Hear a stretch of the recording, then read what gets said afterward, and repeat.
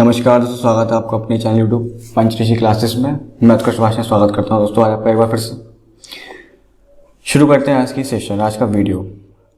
Last की video पे हमने इस टॉपिक पे ऐड किया था, अक्षांश किसे कहते हैं।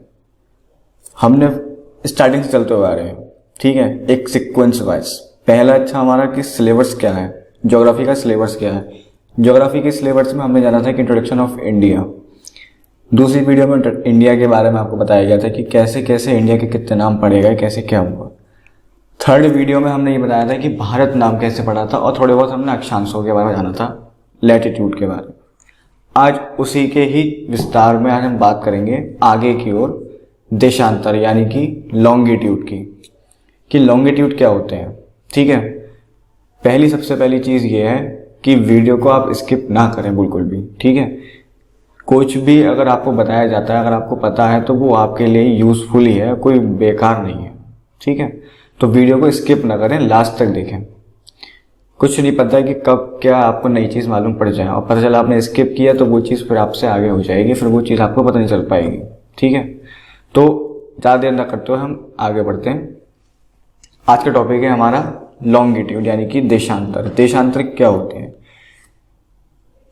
जैसे कि देखिए, पहली चीज़ तो ये है, क्लियर कर लेता हूँ मैं आपको, पहले क्लियर करा देता हूँ कि हम कोई लॉन्गिट्यूड और लैटिट्यूड नहीं पढ़ रहे हैं इस वक्त। हम पढ़ रहे हैं इंट्रोडक्शन ऑफ इंडिया, जो कि हमारा पहला टॉपिक है, हमारा यूनिट फर्स्ट का पहला टॉपिक है, इंट्रोडक्शन ऑफ इंडिया। उसी की ही वजह से हम ये आपको बात कर रहे हैं आज अक्षांश के बारे में, सॉरी देशांतर के बारे में। अक्षांश के बारे में हम अपनी लास्ट वीडियो में बात कर चुके हैं। इसका एक बहुत बड़ा विस्तार से पढ़ाया जाएगा कि देशांतर क्या होता है और अक्षांश क्या होते हैं। लेकिन चूंकि हमें ज्योग्राफी में लोकेशन ऑफ इंडिया की जानकारी लेनी है कि इंडिया की लोकेशन कहाँ है, what is the location of India, Bharat की क्या अवस्थिति है, तो उसके बारे में जानने के लिए हमें पहले अक्षांश और देशांतरों को समझना जरूरी है, जिसको हम थोड़ा सा बेसिक समझ लेते हैं, जिसका एक ओवर रिव्यू आपको मैंने लास्ट वीडियो में दिया था लैटिट्यूड का। अब दे रहे हैं आपको लॉन्गिट्यूड का, देशांतर का, ठीक है। तो जो बातें आपको बताता जाऊँ वो नोट करते चलिए। जरूरी नहीं है कि हर चीज़ आपको मैं पॉइंट वाइज लिखवाऊँ, जैसे मैं बता चुका हूँ लास्ट वीडियो में कि कुछ बातें ऐसी होती हैं कि जो बोली जाती हैं, मैं बोल देता हूँ, फिर नहीं पता चल रहा है कि अब मैंने लिखवा दिया या नहीं। तो जो बात मैं बोलूँ उसको नोट हैंड टू हैंड करते चलें, ठीक है। सबसे पहले थोड़ी सी बात हम ओरली समझते हैं। जैसे कि मैंने लास्ट में बताया था कि मैं ओरली बताऊँगा और लिखवाऊँगा अभी देशांतर, ठीक है। पहले तो कुछ चीज़ का मैं आपसे सवाल जवाब करना चाहता हूँ, वो ये है कि क्या हम किसी भी चीज़ का मापन, क्या हम किसी भी वस्तु का मापन उसके बिना आकृति जाने कर सकते हैं? क्या ऐसा संभव है? ऐसा संभव नहीं है। मैं आपसे कहूँ कि आपके घर का या वहाँ का ताजमहल की कितनी मापाई है, आप जान सकते हैं? घर बैठे अंदाजा लगा सकते हैं? नहीं लगा सकते। या मैं आपसे कहूँ कि कुतुब मीनार की कितनी ऊंचाई है, क्या इस बात का आप अंदाज़ा अपने घर बैठे लगा सकते हो? नहीं लगा सकते, जब तक आपको उसकी आकृति पता ना हो। इत्तेफाक से आपने कुतुब मीनार देख रखा है कि लंबा है, ठीक है, ताजमहल कितना है, चौकोर में है, लगा लोगे अंदाज़ा।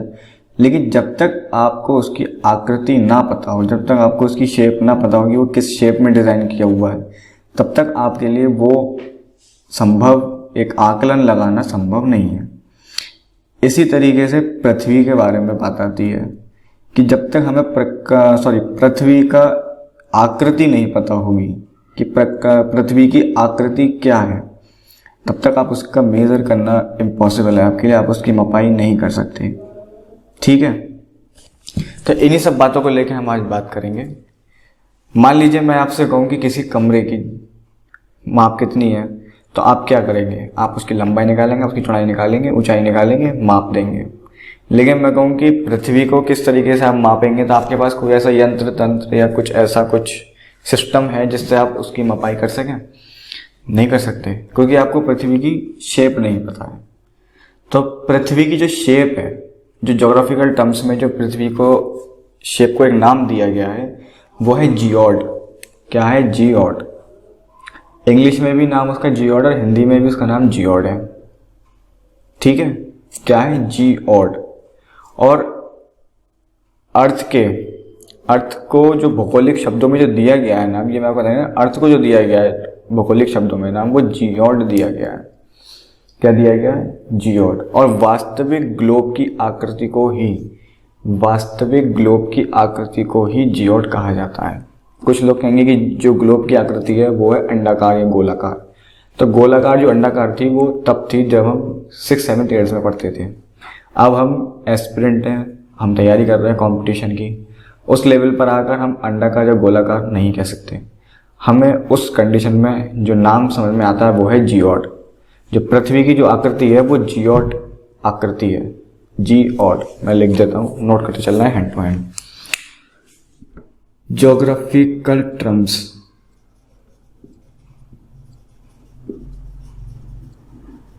में पृथ्वी की आकृति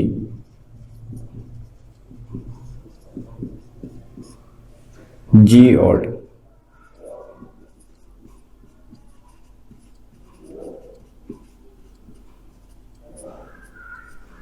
है।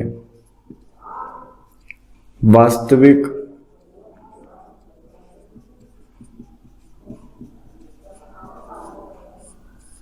ग्लोब को ही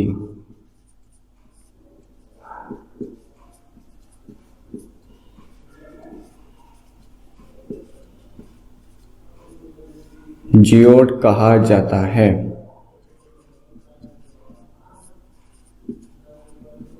वास्तविक ग्लोब को ही जियोड कहा जाता है। ठीक, ये हमने आज किन टर्म्स में बात जानी है कि पृथ्वी का नाम क्या है, पृथ्वी की जो आकृति है वो क्या है। तो पृथ्वी की जो आकृति है, जो ज्योग्राफिकल टर्म्स में यानी कि भौगोलिक शब्दों में जो नाम दिया गया है वो है जियोड। ठीक, अब थोड़ा सा आगे बढ़ते हैं। इसको मैं रफ कर रहा हूँ, आप हैंड टू हैंड चीज़ों को नोट करते चले। मैं ये चीज़ कह रहा हूँ आपसे क्योंकि चीज़ों को लिखना हमारे पास बहुत ज़रूरी है। अगर चीज़ें लिखी हुई नहीं होंगी हमारे पास तो बहुत प्रॉब्लम पड़ने वाली है, क्योंकि आप उसको समझ लोगे, ठीक है, बढ़िया बात है, लेकिन अगर रफ पढ़ दोगे या नहीं लिख पाए, आपको याद नहीं रहा, तो वो सब मिस हो जाएगा। ठीक है, मैं बार बार वीडियो ऐड करने में टाइम वेस्ट नहीं करूँगा कि मैं पहले इसको रोकूँ फिर करूँ। इसलिए मैं सोच रहा हूँ कि आपको जहाँ तक आपको पॉसिबल हो सके वहाँ तक आप करें। अब मैं एक डायग्राम के माध्यम से कुछ चीज़ें क्लियर करने की कोशिश करता हूँ। लास्ट वीडियो में हमने आपसे बात ये करी थी कि अक्षांश किसे कहते हैं। ठीक है, अक्षांश और देशांतर में कुछ ज़्यादा डिफरेंस नहीं है, थोड़ा सा टेक्निकल डिफरेंस है और थोड़ी थोड़ी बातें सेम है। कुछ बातें सेम है, कुछ बातें अलग हैं, कुछ चीज़ें अलग ही होंगी, दोनों चीज़ों में अंतर तो है ही। पहली चीज़, लैटिट्यूड जो हमें बताते हैं वो हमें बताते हैं अवस्थिति। और मतलब जैसा अगर आपको किसी देश की अवस्थिति जाननी है, तो उसके लिए जो सहायता करती है वो करते हैं लैटिट्यूड यानी कि अक्षांश। ये आपको जानना है कि इस देश की स्थिति कहाँ है, ये देश कहाँ से कहाँ तक स्थित है, या चीन कहाँ से कहाँ तक स्थित है, या अफगानिस्तान कहाँ से कहाँ तक स्थित है, या स्विट्जरलैंड या ऑस्ट्रेलिया, एनी कंट्री। दूसरी चीज़ वो मदद करती है जलवायु मतलब वहाँ की जलवायु किस तरीके की होगी। जलवायु और अवस्थिति जानने के लिए जो मदद करते हैं वो होते हैं लैटिट्यूड यानी कि अक्षांश। यहीं अगर हम बात करें लॉन्गिट्यूड यानी कि देशांतर की, तो देशांतर जो हमारे लिए मदद करते हैं वो करते हैं किसी भी देश का या किसी भी स्थान का समय बताने के लिए कि वहाँ पर क्या समय चल रहा होगा इस टाइम। उस चीज़ के लिए जो मदद करते हैं वो होते हैं देशांतर यानी कि लॉन्गिट्यूड। तो यहाँ पर दो बातें ये नोट करिए कि अक्षांश जलवायु तथा स्थिति या अवस्थिति जानने में मदद करते हैं। ठीक, दूसरी चीज देशांतर। देशांतर किसी भी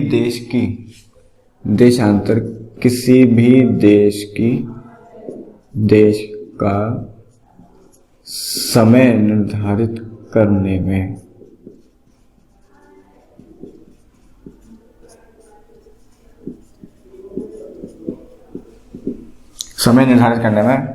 मदद करते हैं।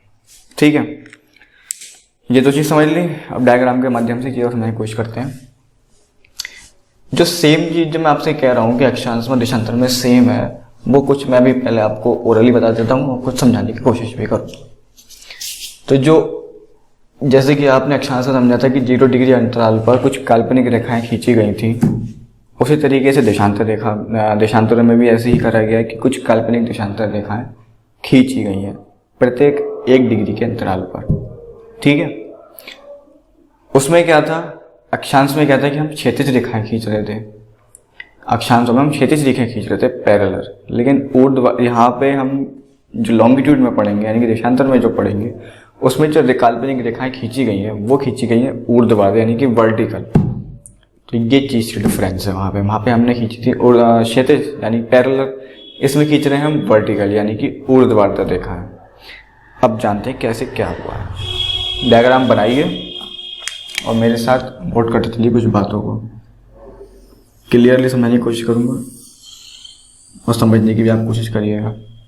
लगभग बन ही गया है। ठीक है, उस वक़्त हमने आपसे क्या बताया था कि अक्षांश में हमने कुछ काल्पनिक रेखाएं खींची थी पृथ्वी के केंद्र से।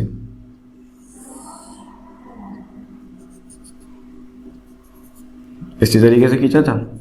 अगर नहीं देखी है वीडियो आपने तो समझ लीजिए, वरना अक्षांश समझने में आपको बहुत प्रॉब्लम होगी जब मैं आपको और आगे पढ़ाऊंगा तो, क्योंकि जब उसमें ज्योग्राफी अवस्थिति में मैं नाम लूंगा अक्षांश देशांतर, तो आपको पता होना चाहिए कि अक्षांश देशांतर से हमारा मतलब क्या है, कि वो क्या कह रहे हैं, क्या समझ रहे हैं। ठीक है, यही बात हुई थी। उसमें कुछ काल्पनिक रेखाएं खींची थी क्षैतिज, लेकिन अब इन केस लॉन्गिट्यूड में जो हम रेखाएं खींचेंगे वो हम खींचेंगे ऊर्ध्वाधर काल्पनिक रेखाएं, नॉर्थ से साउथ की ओर।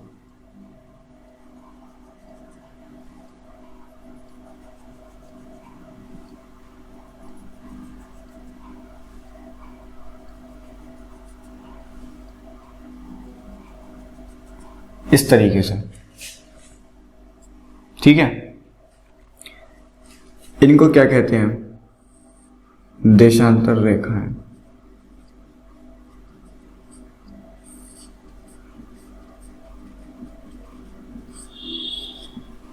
देशांतर रेखाएं, आप समझिए कि क्या बात है। नॉर्थ से साउथ तक मिलाने वाली जो काल्पनिक ऊर्ध्वाधर रेखाएं हैं, इन्हें क्या कहते हैं, देशांतर रेखाएं कहते हैं। नॉर्थ से साउथ तक काल्पनिक ऊर्ध्वाधर रेखाएं कहलाती हैं देशांतर रेखाएं। पहली चीज क्लियर हुई। दूसरी चीज, अक्षांशों में हमने ये बताया था कि वहां पे केवल एक लाइन थी जिसे हम कहते हैं भूमध्य रेखा। वो पृथ्वी को 2 बराबर भागों में बांट देती थी। बांट दिया था उसने, एक लाइन खींच के, जैसे कि ये जा रही है। वो केस किस में था, वो था लैटिट्यूड में यानी कि अक्षांश में। यहाँ पे बात हम कर रहे हैं देशांतरों की। तो देशांतरों में आप देखेंगे, ये चीज समझने की कोशिश करिए कि उसमें केवल एक लाइन थी जो पृथ्वी को 2 बराबर भागों में बांट रही थी। लेकिन अब बात हो रही है देशांतर रेखाओं की। जो देशांतर रेखाएं जो है उसमें आप देखिए, ये देखोगे आप, अगर ये वाली लाइन चाहे लो या ये वाली लाइन लो, ये दोनों रेखाएं यानी कि पृथ्वी की सब रेखाएं, जितनी भी इसमें क्षैतिज रेखा देशांतर रेखाएं हैं, पृथ्वी की ये सब देशांतर रेखाएं पृथ्वी को 2 बराबर भागों में बांटती हैं। चाहे आप ये वाली लाइन ले लीजिए, ये यहाँ से जाएगी और यहाँ से लौट के आ जाएगी, ऐसी ये वाली जाएगी, ये भी 2 बराबर भागों में बांट देगी। देखिए, समझ में आ रही है। पृथ्वी की इन केस देशांतर की बात हो रही है। देशांतर रेखाओं में, जब हम देशांतर में पढ़ेंगे कि ये सब रेखाएं पृथ्वी को 2 बराबर भागों में बांट देती हैं, सारी रेखाएं। उसमें जो था, उसमें केवल एकमात्र लाइन थी जो 0 डिग्री थी, वो पृथ्वी को 2 बराबर भागों में बांट रही थी। भूमध्य रेखा पृथ्वी को 2 बराबर भागों में बांट रही थी अक्षांशों के केस में। लेकिन यहाँ बात हो रही है देशांतरों के केस में। देशांतरों के केस में यहाँ पे पृथ्वी को ये सब रेखाएं 2 बराबर भागों में बांट देती हैं। समझ में आई, क्लियर हो गई ये चीज। अब इसी के संग एक कन्फ्यूज़न शुरू हो गया। वो कन्फ्यूज़न क्या था? जो एक प्रॉब्लम आई थी, वो प्रॉब्लम ये थी कि जब ये वाली अक्षांश में जब ये रेखा पृथ्वी को दोबारा भागों में बांट रही, तब तो हमें ये समझ में आ गया था कि यही वो एक लाइन है जो पृथ्वी को दोबारा भागों में बांट रही है। तो इसलिए हमने इसको 0 डिग्री अक्षांश का नाम दे दिया था। लेकिन यहाँ पर अब बात हम ये कह रहे हैं कि यहाँ पे सब रेखाएं आपस में बराबर हैं, तो हम 0 डिग्री देशांतर रेखा किसे माने? 0 डिग्री देशांतर रेखा किसे माने? कहाँ से हम एक केंद्र ढूंढें जिसके माध्यम से हम किसी भी देश का समय निकाल सकते हैं? क्योंकि मैंने बताया कि देशांतर से हम किसी भी देश का समय निकाल सकते हैं। देशांतर का काम क्या है? केवल समय बता रहा है कि किस देश का कहाँ कैसा समय हो रहा हो इस टाइम। तो वो यही प्रॉब्लम आई, तो सबने इस बात पे मंथन किया, तुम चिंतन किया, चिंतन मंथन करके एक सॉल्यूशन निकला। सॉल्यूशन ये निकला, वो समझिए कि क्या निकला। सॉल्यूशन ये निकला था कि लंदन में स्थित ग्रीनविच नामक स्थान से जो गुजरने वाली रेखा है, लंदन के पास स्थित ग्रीनविच नामक स्थान से जो गुजरने वाली रेखा है, उसको 0 डिग्री देशांतर रेखा माना गया। यानी कि इसको 0 डिग्री देशांतर रेखा माना गया। इसको 0 डिग्री देशांतर रेखा भी कहा जाता है और इसको ग्रीनविच रेखा भी कहा जाता है।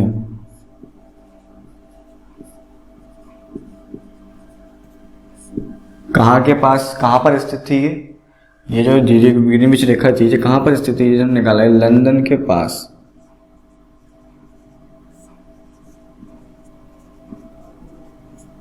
लंदन के पास स्थित ग्रीनविच रेखा से, जो लंदन के पास से जो रेखा गुजरती ग्रीनविच नामक स्थान से, उस स्थान को 0 रेखा को 0 डिग्री देशांतर रेखा मान लिया गया। क्लियर हुई ये बात? अब इस 0 डिग्री देशांतर रेखा को और भी नाम है इसके। एक तो ये बता दी मैंने 0 डिग्री देशांतर रेखा, एक है ग्रीनविच रेखा, एक है यामोत्तर रेखा। नोट कर लीजिए, यामोत्तर रेखा, यामोत्तर रेखा, और एक है प्रधान मध्याह्न रेखा। प्रधान मध्याह्न रेखा। इन दोनों नामों से हम ग्रीनविच रेखा को जानते हैं या 0 डिग्री देशांतर रेखा को जानते हैं, या फिर इसके 4 नाम है: 0 डिग्री देशांतर रेखा, ग्रीनविच रेखा, यामोत्तर रेखा और प्रधान मध्याह्न रेखा। ये चीज़ हमने जानी। अब जैसे कि हमने अक्षांश में पढ़ा था कि पहले अक्षांश में जाना था कि अक्षांश रेखा किसे कहते हैं, फिर जाना था कि अक्षांश किसे कहते हैं। तो इसी तरीके से अब हम ये जानना कोशिश करेंगे कि चलो ठीक है, देशांतर रेखा बता दिया, लेकिन देशांतर क्या होते हैं ये तो बताया ही नहीं अभी तक। तो जो देशांतर होगा, जो मतलब है, अक्षांश की परिभाषा में और देशांतर की परिभाषा में कोई ज़्यादा डिफरेंस नहीं है। सेम वही परिभाषा है कि उसमें क्या था, पृथ्वी के केंद्र से था। उसमें पृथ्वी के केंद्र से था कि पृथ्वी के केंद्र से किसी भी स्थान, मतलब पृथ्वी के केंद्र से पृथ्वी के किसी भी स्थान तक की कोणीय दूरी क्या कहलाती है? देशांतर रेखा। अब हमने यहाँ पे देशांतर रेखा क्या माना? ग्रीनविच रेखा। तो यहाँ पे पृथ्वी के केंद्र से हटाकर केवल आ जाएगा ग्रीनविच के पूर्व या पश्चिम में, ग्रीनविच के पूर्व या पश्चिम में पृथ्वी के किसी भी स्थान तक की कोणीय दूरी, पृथ्वी के किसी भी स्थान तक की कोणीय दूरी उस स्थान का कोणीय देशांतर कहलाती है। उस स्थान का देशांतर कहलाती है। ग्रीनविच रेखा के पूर्व या पश्चिम में पृथ्वी के किसी भी स्थान से, पृथ्वी के किसी भी स्थान से कोणीय दूरी का स्थान, कोणीय दूरी उस स्थान का क्या कहलाती है? देशांतर कहलाती है। जैसे कि सेम अक्षांश में था, उसमें भी पूर्व में या पश्चिम में था, इसमें भी पूर्व या पश्चिम में, यानी कि ग्रीनविच रेखा के पूर्व या पश्चिम में पृथ्वी के किसी भी स्थान से कोणीय दूरी उस स्थान का क्या कहलाती है? देशांतर। जैसे कि मान लेते हैं ये वाला जो है पॉइंट, ये है 82.5 डिग्री ग्रीनविच रेखा से, ये है ग्रीनविच रेखा। तो ये जो है 82.5 डिग्री देशांतर क्या कहलाएगी? ईस्ट, क्योंकि ये इसके ईस्ट में है। अगर हम यही बात करें, अगर यहाँ पे मान लीजिए यहाँ पर आता है 90, तो ये 90 डिग्री वेस्ट देशांतर। समझ में आ रही है बात? तो ये हो गया कि देशांतर इन्हें कहते हैं, और इन्हीं को हम क्या कहते हैं? लॉन्गिट्यूड।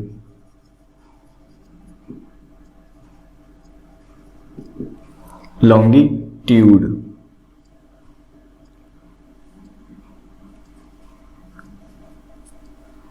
देशांतर। समझे? एक बार और रिपीट कर देता हूं। देशांतरों का मतलब होता है कि ग्रीनविच रेखा के पूर्व या पश्चिम में पृथ्वी के किसी भी स्थान का कोणीय जो स्थान है, जो कोणीय स्थान है, उस तक की जो दूरी कहलाती है देशांतर कहलाती है। उसका जो कोणीय दूरी है उस स्थान का क्या कहलाती है? देशांतर कहलाती है। अक्षांतर देशांतर में छोटा सा अंतर है बस। अब आगे बढ़ते हैं। आगे ये है कि वहाँ पे जो लंबाई थी वो घटती रहती थी। आप इसमें देखेंगे इसमें लंबाई घटती रहती है, जैसे जैसे आगे बढ़ते जाएंगे वैसे वैसे लंबाई घटती रही है। जैसे जैसे आगे बढ़ रहे वैसे लंबाई घट रही है, लेकिन यहाँ पे जो है लंबाई बराबर रहती है। तो यहाँ पे भी लंबाई बराबर है, इधर भी लंबाई बराबर है, ये भी लंबाई बराबर है इसकी, ये भी लंबाई बराबर है। समझ रहे हैं?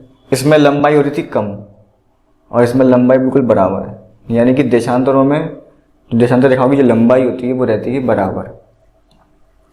समझ गए ये बात? ये सब नोट करते चलें, पॉइंट हाथ का, छोटी छोटी बातें ही बता रहा हूँ। उसमें क्या देखा था हमने? उसमें जो थी वो समान रहती थी।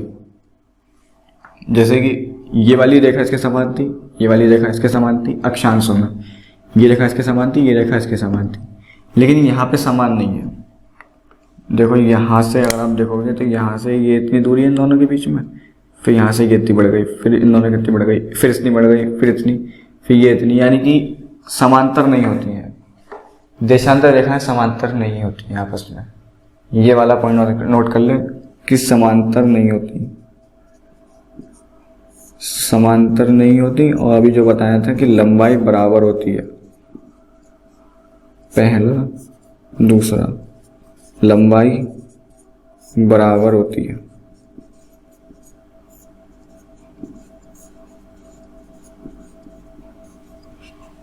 दूसरा 2 पॉइंट हो गए। अब अगला क्या पॉइंट है? उसमें था कि जैसे जैसे हम भूमध्य रेखा की ओर जाते थे अक्षांश में, कि जैसे जैसे भूमध्य रेखा की ओर जाते थे वैसे वैसे लंबाई जो थी वो कम होती जाती थी। ठीक है? अब इसमें क्या है? इसमें यह है कि बढ़ती जाएगी। आप जैसे जैसे भूमध्य रेखा से ध्रुवों की ओर आओगे,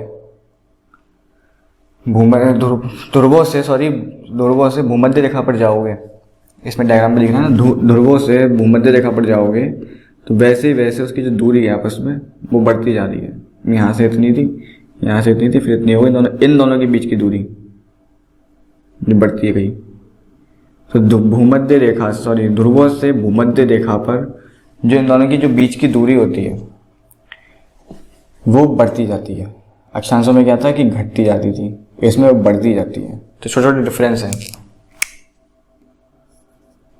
दूरियां बढ़ती जाती हैं।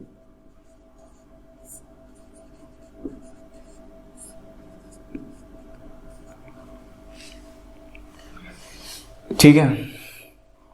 अब क्या बात आती है? जैसे कि उसमें प्रत्येक भूमध्य रेखा से 0 डिग्री अंतराल पर, भूमध्य रेखा से 0 डिग्री अंतराल पर 1 डिग्री के अंतराल पर रेखाएं बनी हुई थी। भूमध्य रेखा से यानी कि 0 डिग्री अक्षांश से प्रत्येक 1 डिग्री के अंतराल पर रेखाएं बनी हुई थी। ऐसे ही यहाँ पे 0 डिग्री के देशांतर रेखा के पूर्व तथा पश्चिम में 1 डिग्री के अंतराल पर, 1 डिग्री के अंतराल पर क्या बने हुए हैं? रेखाएं हैं। प्रत्येक 1 डिग्री के अंतराल पर रेखाएं हैं। और अगर बात करें कि रेखाओं की संख्याएं कितनी है, अगर हम बात करें कि रेखाओं की संख्या कितनी है, तो 0 डिग्री देशांतर रेखा के पूर्व में और पश्चिम में 180 देशांतर रेखाएं हैं। यानी कि इधर भी 180 है और इधर भी 180 है, पूर्व में 180 और इधर 180। अब बात करें कि कुल देशांतर रेखा कितनी हो गई, तो कुल देशांतर रेखा है सिंपली यहाँ पे 180 और यहाँ पे 180, यानी कि 360 देशांतर रेखाएं हो गई। और ये 180 जो देशांतर रेखाएं ये वाली होंगी, ये होंगी 180 ईस्ट, ये होंगी 180 वेस्ट, और ये दोनों ही रेखाएं एक ही होती हैं। ये जैसे जाएगी, ये ऐसे जाएगी, लौट के इधर ही आएगी, यानी कि ये वाली रेखा 180 वाली, ये ईस्ट वाली ये रहेगी, और जो 180 वेस्ट वाली है वो ये है। तो ये रेखा एक ही है, तो इसलिए इनकी कैलकुलेशन लगाई जाए तो ये दोनों 180 इधर की काउंट करेंगे और 180 इधर की काउंट करेंगे, तो टोटल देशांतर रेखाएं जो हुई वो 360 हो गई। अच्छा, एक मन में शायद आपके क्वेश्चन उठ रहा होगा या नहीं भी उठ रहा होगा। नहीं उठ रहा है तो मैं थोड़ा बता देता हूँ, क्लियर कर देता हूँ। मेरे को आया कि आपको बताना चाहिए। हो सकता है कि कोई ये कहे कि भाई ये वाला अक्षांशों में केंद्र था, तो क्यों ना ये वाला भी तो केंद्र हो सकता है, ऐसे भी तो केंद्र हो सकता है ना। कोई सोच रहा होगा कि भाई ये भी तो केंद्र हो सकता है। लेकिन एक बार बताइए, पृथ्वी क्या होती है? पृथ्वी का काम क्या होता है? पृथ्वी का होता है काम चक्कर लगाना, यानी कि घूमना। अगर हम ये वाला केंद्र मान लेते हैं, तो जब पृथ्वी घूमेगी, क्योंकि ये खुद एक रेखा है, ये कोई पॉइंट हमने बताया कि ये कोई पॉइंट है ही नहीं पहली बात तो, लेकिन आपके उसके लिए बता देता हूँ मैं कंफ्यूजन के लिए कि अगर ये पृथ्वी घूमेगी तो ये वाला पॉइंट कुछ टाइम बाद इधर आ जाएगा, ये वाला पॉइंट फिर कुछ टाइम बाद इधर आ जाएगा। अब अगर हम इसकी तुलना अक्षांश से करें कि अक्षांश में ये केस क्यों नहीं था, तो अक्षांश में जो था वो क्षैतिज था, अक्षांश का चक्कर जो था वो क्षैतिज में था, इसमें ऊर्ध्वाधर है। अगर ये पृथ्वी ऐसे भी घूमेगी, अगर ये पृथ्वी घूमेगी या ये पॉइंट रहेगा, तो ये वाला पॉइंट जो है वो यहीं रहेगा, क्योंकि ये क्षैतिज में है और यहाँ पे ये है ऊर्ध्वाधर, तो ये घूम रहा है, तो ये इधर आएगा, ये इधर आएगा। लेकिन क्षैतिज में ये वाला पॉइंट यही रहेगा, ये लाइन कहीं जाएगी ही नहीं, देख लेना है नहीं। तो ये मैंने एक मिनट माइंड में आया, मैं आपको बता दूं, मैं आपको बता दिया। अगला पॉइंट है कि ये दोनों एक ही रेखा होती है, ये मैंने आपको बता दिया। अगला पॉइंट है कि 2 देशांतरों की जो रेखाओं की बीच की दूरी होती है, 2 देशांतर रेखाओं की जो बीच की दूरी होती है वो कितनी थी? वहाँ पे कितनी थी? वहाँ पे थी 111 किलोमीटर पॉइंट 3, यहाँ पे 111.32 किलोमीटर होती है 2 देशांतर रेखाओं के बीच की दूरी। 2 देशांतर रेखाओं के बीच की दूरी कितनी होती है? 111.32 किलोमीटर। ये बात समझ में आई? ठीक है। अच्छा, अगर मैं कहूं कि भाई यहां से यहां तक, अच्छा ये बताइए कि इन दोनों के बीच की दूरी क्या सेम होगी? नहीं होगी, है ना। इन दोनों के बीच की दूरी सही नहीं होगी। लेकिन हम ये पता कर सकते हैं कि भूमध्य रेखा पर इस डायग्राम के माध्यम से देशांतरों की रेखाओं के बीच की दूरी निकालना मुश्किल है। क्यों? क्योंकि आप देखिए कि यहाँ पे कुछ और है, यहाँ पे कुछ और है, यहाँ पे कुछ है, नहीं कि ये समान है ही नहीं 2 देशांतरों की रेखाओं के बीच की। मैंने आपको पहले बता दिया। लेकिन हम ये बता सकते हैं कि 2 देशांतर रेखाओं की जो बीच की दूरी है वो भूमध्य रेखा पर कितनी होगी, इस पॉइंट पर कितनी होगी, क्योंकि इस पॉइंट पर सेम सबकी सेम आएगी, इन दोनों की सेम आएगी, इन दोनों की सेम आएगी, इन दोनों की सेम आएगी, बाकी सेम नहीं आएगी, ना ऊपर आएगी ना नीचे आएगी, इस तरफ आएगी ना इस साइड आएगी, भूमध्य रेखा पर आएगी। तो भूमध्य रेखा पर जो 2 देशांतर रेखाओं की जो बीच की दूरी है वो है 111.32 किलोमीटर।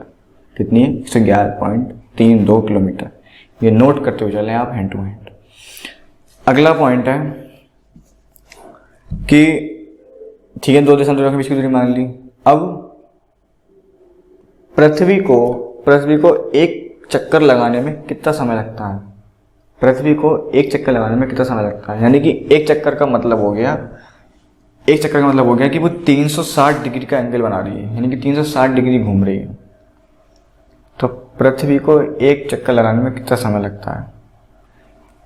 एक दिन का समय लगता है, जब नॉर्मल पढ़ते हुए आ रहे हैं, यानी कि 360 डिग्री एंड 360 डिग्री घूमने 24 घंटे लगते हैं, आवर्स। ठीक है, अब इसको मिनट में चेंज कर लें, घंटों में चेंज कर ले रहे हैं, तो आ गया 360 24 इंटू 6। ठीक, मिनटों में चेंज कर लिया।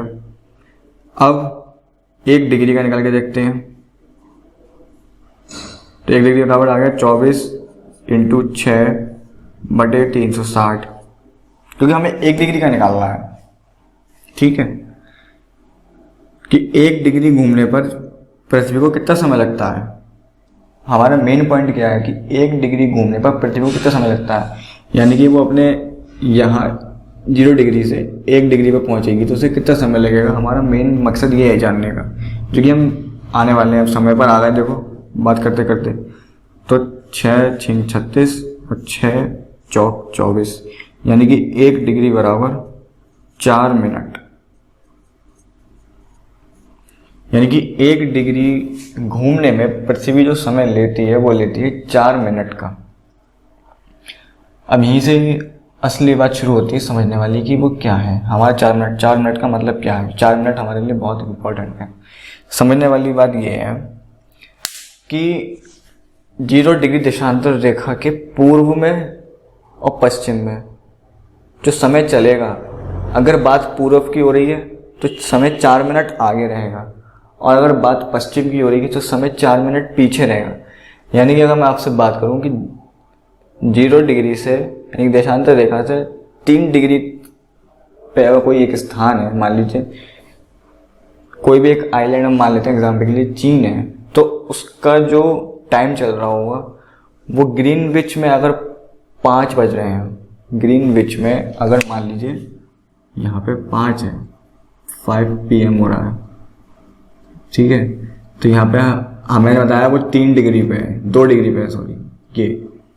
तो यहाँ पे जो समय हो रहा होगा वो 5:08 हो रहा होगा। क्यों? क्योंकि ये 2 डिग्री इससे आगे है, और 1 डिग्री का जो मानक आया वो आया 4 मिनट, और 2 मिनट हो गए यानी कि 8।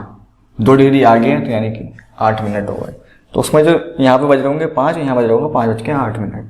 या फिर यहाँ पे 0 डिग्री से अगर मैं कहूँ कि 15 डिग्री पे कितना समय हो रहा होगा, तो 15 डिग्री पे समय हो रहा होगा 60 मिनट आगे 0 डिग्री से, यानी कि पूरा 1 घंटा आगे होगा। अब बात करी जाए पश्चिम की तो 1 घंटा पीछे होगा। यहाँ पे 5 बज रहा है तो यहाँ पे 4 बज रहा होगा 15 डिग्री का। अगर मैं 2 डिग्री की बात करता हूँ तो वहाँ पर बज रहा होगा 4:52, 4:52, 4 मिनट 8 मिनट पीछे हो गए 2 डिग्री पर। तो ये जो रियल फैक्ट निकल के आया है लॉन्गिट्यूड का, कि हम देशांतरों को माध्यम से समय को कैसे जानेंगे, तो उसका जो लॉजिक है वो यही है कि 1 डिग्री का समय हमें पता होना चाहिए कि 1 डिग्री पृथ्वी घूमने में कितना समय लेती है। अब बोलेगी 4 मिनट, क्योंकि हमने देशांतर रेखा 0 डिग्री किसको माना है? ग्रीनविच रेखा से। तो ग्रीनविच रेखा से अगर हम किसी भी देश की समय स्थिति जानने की कोशिश करते हैं तो वो 0 डिग्री के माध्यम से ही करेंगे। पूर्व में करेंगे देश, अगर पूर्व में इसको प्लस कर दिया जाएगा, अगर पश्चिम में इसको माइनस कर दिया जाएगा। आपने नोट करा होगा अपने फ़ोन में या कहीं भी, इंडिया के टाइम की जब बात होती है तो वो 5.5 घंटे GMT दिखाता है, यानी कि 5.5 घंटे GMT। ठीक है, मान लीजिए लंदन में अगर 12 बज रहे हैं, तो इंडिया में, और चूँकि हमारा इंडिया है कहाँ पर, जो मैंने 82.5 ईस्ट ई लिखा है, ये हमारे इंडिया का मानक समय है। ये हमारे इंडिया का क्या है? मानक समय 82.5 इंटू 4, चूँकि ये डिग्री में है और 4 डिग्री का 4 मिनट का समय है, तो क्या हो गया? 5 चौक 20, 2 8 10 1 28 2 7 चौक 28, 5 10 20 0 2 10 1 30। इसी तरीके से कुछ समय निकल जाता है। ठीक है, यही आपको पता होना चाहिए। जो हमारा उसका जो समय है वो इसी तरीके से निकल के आता है। हम किसी भी 0 डिग्री के माध्यम से ही किसी भी देश की समय निकाल सकते हैं, समय जान सकते हैं कि यहाँ बैठे बैठे किसका क्या समय हो रहा होगा। वो भी किसके माध्यम से, किसका जो एक बड़ा जो पॉइंट जिसको जाता है, श्रेय जिसको जाता है, वो क्या होने, ग्रीनविच रेखा। अगर ये नहीं होती तो हम पॉसिबल नहीं था कि हम किसी भी स्थान का समय नाप सकते हैं। ग्रीनविच 0 डिग्री का काम ही यही है कि समय बताना। ठीक है, कुछ और छोटे छोटे फैक्ट्स हैं, उन्हें भी हम लिख लेते हैं। 0 डिग्री अक्षांश तथा 0 डिग्री जो देशांतर रेखा होती है वो एक दूसरे को किस स्थान पर काटती है। 0 डिग्री अक्षांश और 0 डिग्री देशांतर रेखा जो होती है वो एक दूसरे को किस स्थान पर काटती है, तो वो है अटलांटिक महासागर। क्या है? अटलांटिक महासागर। अटलांटिक महासागर एक ऐसी जगह है जहाँ पर 0 डिग्री अक्षांश और 0 डिग्री देशांतर रेखा एक दूसरे को इंटरसेक्ट करती है, यानी कि काटती है। तो आज की इस वीडियो से हमने देशांतर रेखा का एक ओवरव्यू समझा है, ओवरव्यू लिया है। ज़्यादा समय ना लेते हुए मैंने उसको एक ओवरव्यू समझने की कोशिश करी है कि देशांतर रेखाएं क्या चीज़ होती हैं और क्या चीज़ नहीं होती हैं। अक्षांश और देशांतर में ज़्यादा कोई अंतर नहीं है, ज़्यादा अंतर नहीं है, थोड़ा थोड़ा छोटे छोटे फैक्ट्स हैं जो अंतर क्रिएट करते हैं। ठीक है, और बाकी मैंने आपको बताने की कोशिश करी है। उम्मीद है आपको सब कुछ समझ में आया होगा अच्छी तरीके से। तो आगे की क्लास जारी रहेगी। अब हम भारत की जो इंट्रोडक्शन ऑफ इंडिया है उसमें अंदर की ओर और प्रवेश करेंगे। आने वाले टाइम में हम और भारत की अवस्थिति, स्थिति और विस्तार से जानेंगे। इसका विस्तार मैंने बताया था पहले, विस्तार और भारत की अवस्थिति, इस बात पर जोर करेंगे कि इस बात अब हम अगर आपके सामने बोलते हैं कि पूर्वी देशांतर, इस पूर्वी देशांतर से यहाँ तक पूर्वी देशांतर का भारत का कौन सा है, भारत का उत्तरी पूर्वी और दक्षिण पूर्वी, इस तरीके से आपको सब समझ में आ जाएगा। ठीक है, कि भारत के जो विस्तार है वो इतने पूर्वी से लेकर इतने पूर्वी देशांतर तक है। भारत का जो ऊंचाई है, चौड़ाई है, वो इतने उत्तर से लेकर इतने दक्षिण तक है। इतने देशांतर रेखा से इतना देशांतर है, पूर्वी देशांतर है। तो ये सब चीज़ें आपको समझ में आएंगी कि कह क्या रहे हैं। ठीक है, बाकी बात हमारे भाई की क्लास में करेंगे। तब तक आप पढ़ते रहिए, तैयारी करिए एंड गुड बाय।